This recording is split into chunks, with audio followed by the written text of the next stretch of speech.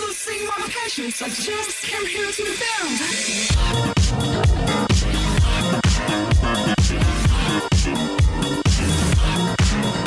Ok, bonsoir à tous. Alors je vais vous donner 5 clés qui sont donc 5 ans plus tard, 5 clés que je considère comme vraiment indispensables pour construire quelque chose de solide. C'est très facile de se lancer, de devenir freelance.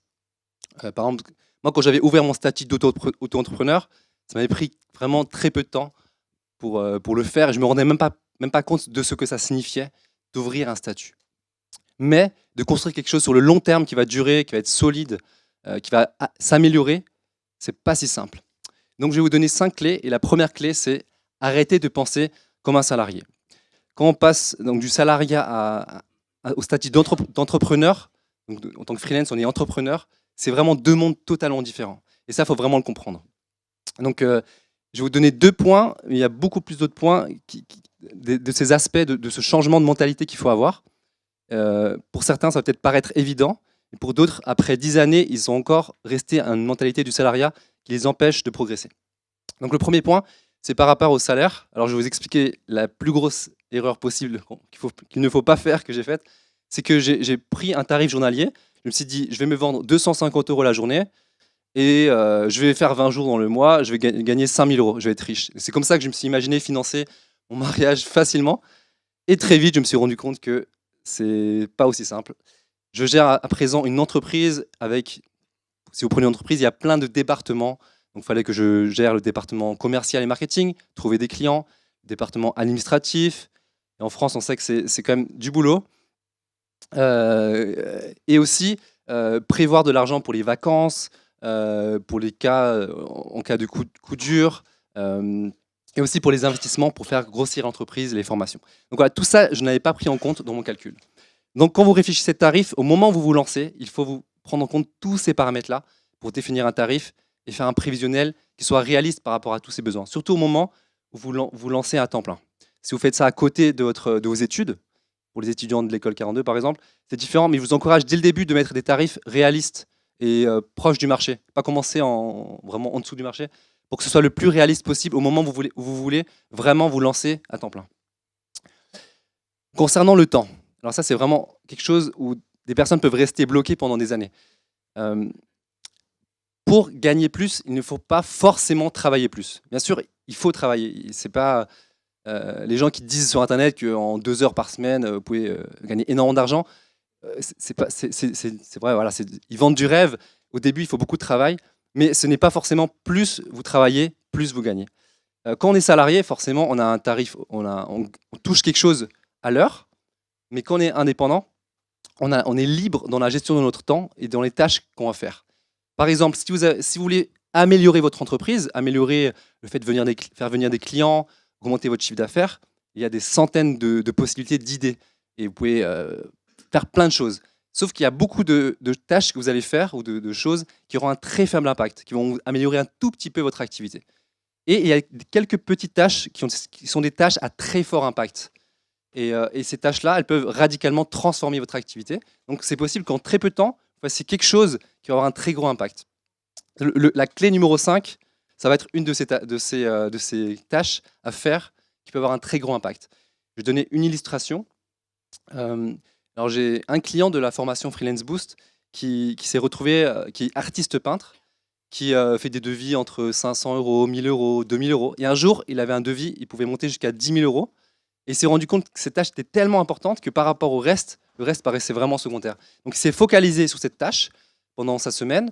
Je ne sais plus combien de temps ça lui a pris, mais il s'est rendu compte qu'il n'a pas forcément besoin de travailler beaucoup, mais de faire bien cette tâche-là. Donc il n'a pas forcément beaucoup travaillé pendant cette semaine. Il s'est focalisé sur cet objectif à très fort impact. Et il a eu ce contrat, et ça a été énorme pour lui. C'était un très bon contrat qui lui a permis de tenir plusieurs mois. Donc voilà, ça c'est un exemple de comment il faut voir le temps en tant que freelance. La clé numéro 2. Augmentez vos chances de réussite avec des objectifs clairs. Alors ça, c'est vraiment très très important et c'est souvent ce qu'on néglige. Et ça marche dans tous les domaines de la vie. Quand j'ai lu toutes sortes de livres business, des livres d'entrepreneuriat, des best-sellers, et souvent, au début, on arrive toujours au même point. Il faut que vous définissiez définissiez clairement quels sont vos objectifs, quelle est votre vision. Et forcément, ça a un très gros impact sur votre succès potentiel. Donc premièrement, ne vous lancez pas en freelance pour les mauvaises raisons. Alors, je ne sais pas si ça va concerner des personnes parmi vous, mais il y a des gens qui se lancent en indépendant parce qu'ils ne trouvent pas de travail. Ça peut être un scénario possible, mais la mauvaise raison, ça pourrait être j'arrive pas à me vendre en entretien d'embauche, les gens ne croient pas en moi, et du coup, je vais devenir indépendant. Et en fait, le problème va se répercuter sur l'entreprise parce qu'il va falloir trouver des clients et il va falloir vous vendre. Donc ce problème, il va se répercuter. Donc, il ne faut pas se lancer pour les mauvaises raisons. Et justement, la question que je vous poserai pour vous aider à justement trouver une motivation très forte, ce serait celle-ci. Si l'argent n'était pas un problème, à quoi ressemblerait votre activité de freelance ou votre vie? Certains vont dire, moi j'irais sur une île paradisiaque et je ferais toute ma vie, toute ma journée, je bronzerais. Voilà, ça peut être un rêve, un idéal. Mais d'autres, ça va être une cause. Certains m'ont dit, par exemple, quand j'ai posé la question sur Facebook, voilà, moi, ce qui me touche, c'est tous les projets au niveau social ou au niveau de l'environnement. Et les gens, ils vont se focaliser sur des projets qui vont finalement avoir un impact dans ce qui les concerne, ce qui leur plaît vraiment. Et en fait, plus la motivation va être forte, plus vous allez être déterminé pour réussir. Et je prends l'exemple de Steve Jobs, qui justement avait un rêve énorme, qui était vraiment de transformer le monde au travers de ce qu'il allait créer. Et sa vision était très forte, et c'est ce qu'il a porté et qui l'a amené à quelque chose de révolutionnaire. Et dans les moments de découragement, et je vous le dis honnêtement, quand on est indépendant, moi je n'ai vécu beaucoup, des moments de découragement, des moments où j'ai voulu tout lâcher. Parce que pour moi, l'entrepreneuriat, c'est aussi lié à la prise de risque. En tout cas, moi, je suis quelqu'un qui prend beaucoup de risques. Et j'ai eu des moments de découragement, mais quand je reviens à mes objectifs, à ce qui me motive vraiment, c'est ça qui va me pousser à aller beaucoup plus loin. Donc, définissez clairement vos objectifs. Pourquoi vous voulez devenir freelance et pourquoi vous êtes devenu freelance. Alors, je précise, à la fin, il y aura un temps de questions-réponses et ça sera le cas pour chaque intervenant. Donc, si vous avez une question, notez-la et on pourra en discuter après. Clé numéro 3. N'attendez pas la galère pour vous occuper de votre stratégie. Alors ça, c'est quelque chose que j'ai vraiment remarqué. Et récemment, j'étais en train de faire un échange d'emails avec une cliente du programme de formation de Freelance Boost et qui me disait, en gros, elle n'a pas vraiment commencé la formation alors qu'elle l'a achetée, mais en gros, elle attend un peu de se retrouver en galère pour s'y mettre. Et je lui ai dit, en fait, c'est la logique. Il faut penser de la manière inverse. Si vous attendez la galère pour vous mettre à vous occuper de votre stratégie, vous allez tout faire dans l'urgence. Et le problème de l'urgence, c'est que, par exemple, il y a un client qui arrive, un projet qui arrive qui ne nous plaît pas du tout, et ben on va le prendre. Et en fait, du coup, finalement, on va construire un business avec des choses qui ne nous plaisent pas, qui vont peut-être être très loin de nos objectifs. Donc voilà. Donc l'autre chose, c'est que je connais plein de freelance qui n'ont jamais vraiment cherché des clients. C'est venu naturellement par le réseau. On va dire, ils ne pourront pas expliquer pourquoi ils ont eu des clients. Ça s'est fait naturellement. Et ça peut marcher, mais le problème, c'est que ça peut un jour s'arrêter. Pareil, j'ai rencontré une freelance, un meet-up, qui m'a dit ça fait pendant 10 ans, ça a super bien marché.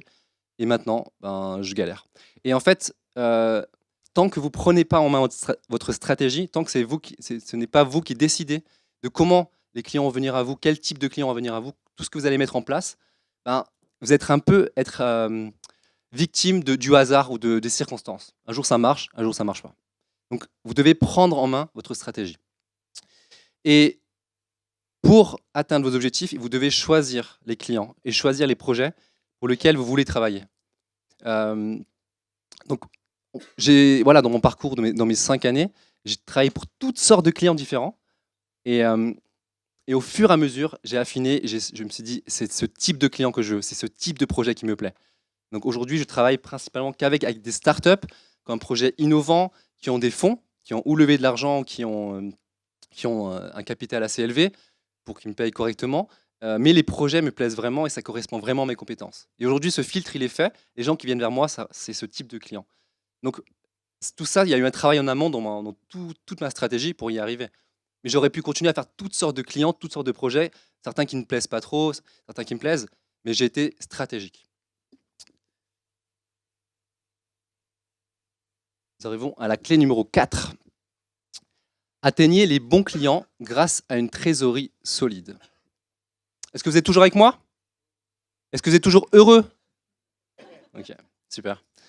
Je répète, atteignez les bons clients grâce à une trésorerie solide.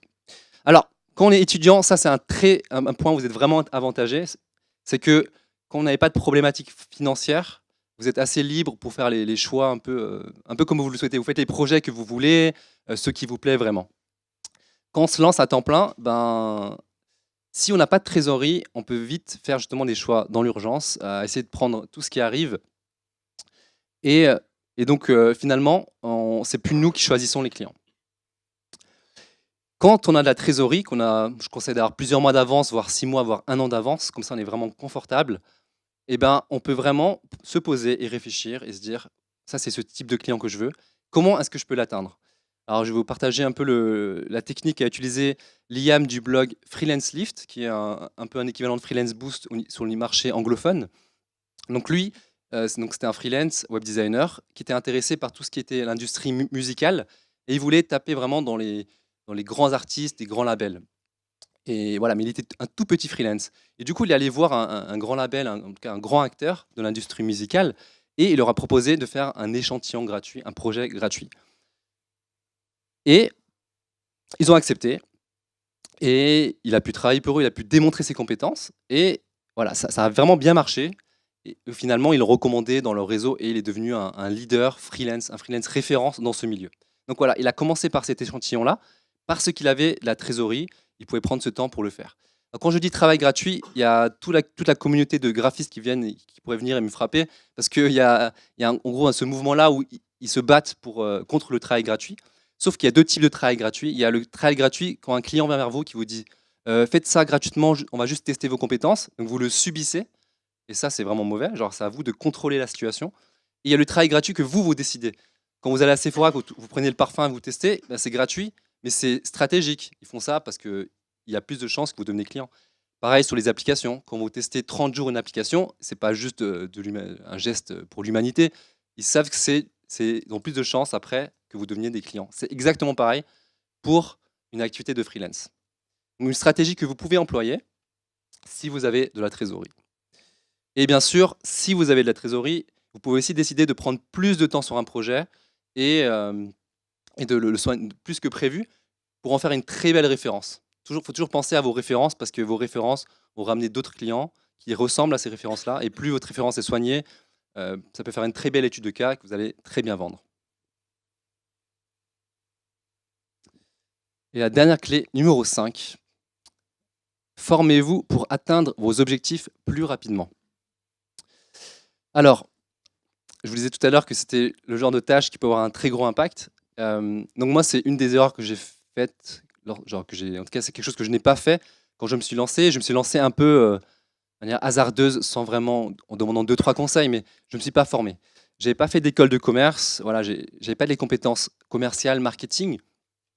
Et forcément, ça a été quelque chose qui m'a vraiment empêché de réussir au début.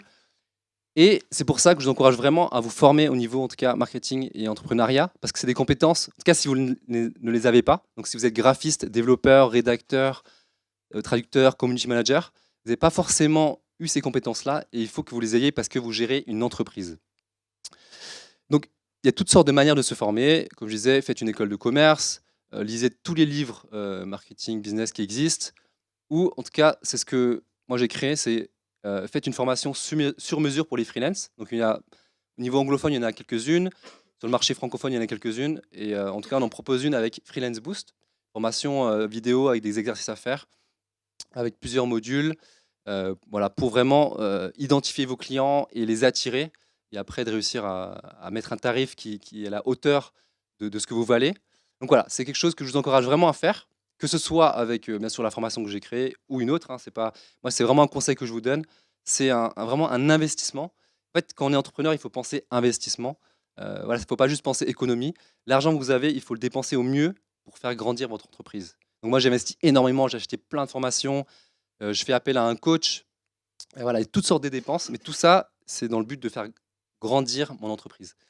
Donc, pour aller plus loin, justement, euh, le coaching vous permet d'atteindre vos résultats plus rapidement.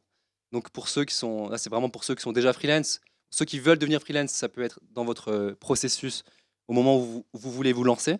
Et pour ceux qui êtes freelance, le coaching, ça peut vraiment, en tout cas le mentorat, ça peut vraiment vous aider à atteindre encore plus rapidement vos objectifs. Personnellement, j'ai un coach et c'est incroyable comment ça aide à justement avoir une vision très claire, à gagner énormément de temps dans la manière de mettre en place une stratégie.